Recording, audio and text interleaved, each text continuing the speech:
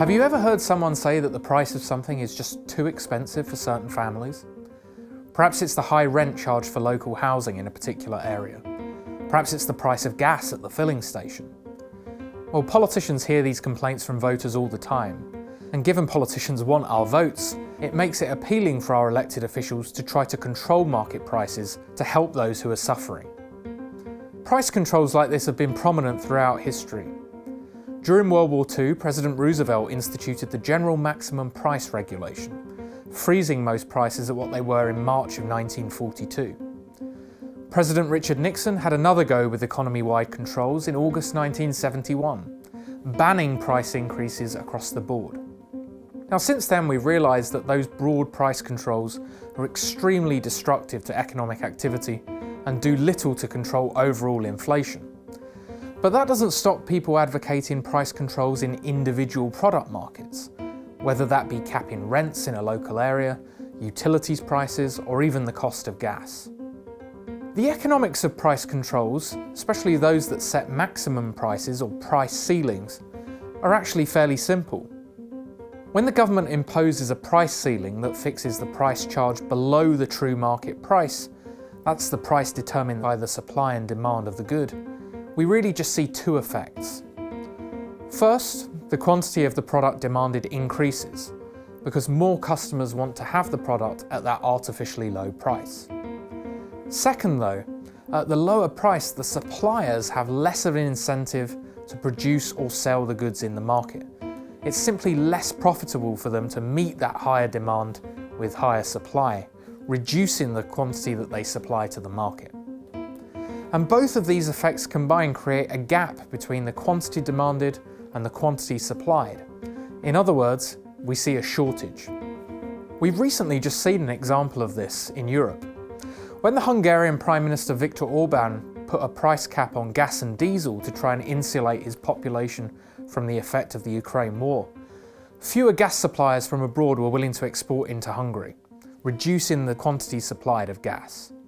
At the same time though, Hungarian drivers were keen to get hold of lots of gas given its artificially low price. The result? A shortage that saw long lines outside of filling stations in Hungary, and Orbán ultimately having to abandon the price control.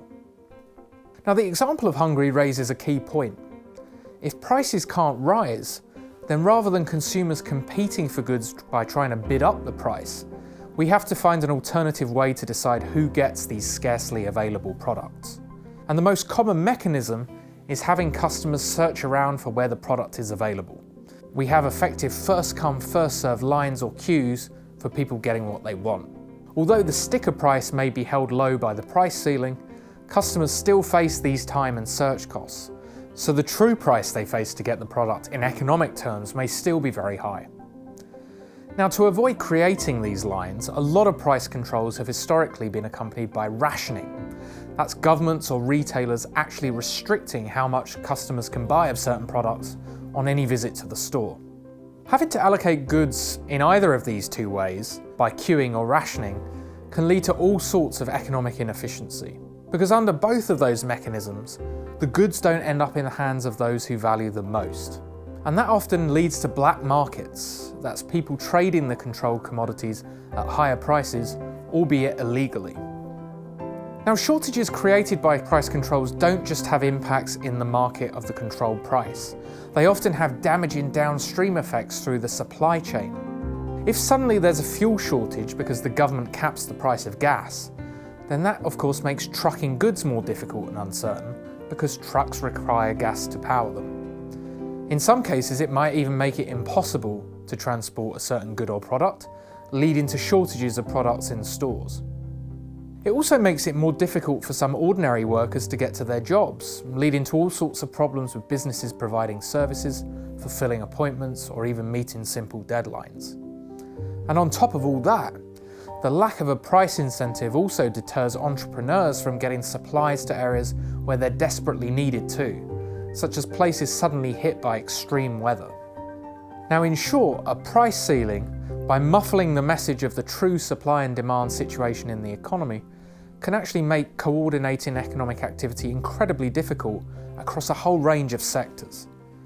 Yes, the primary consequence is to create shortages in the market where the price control applies, but the overall damage can be much, much greater than that.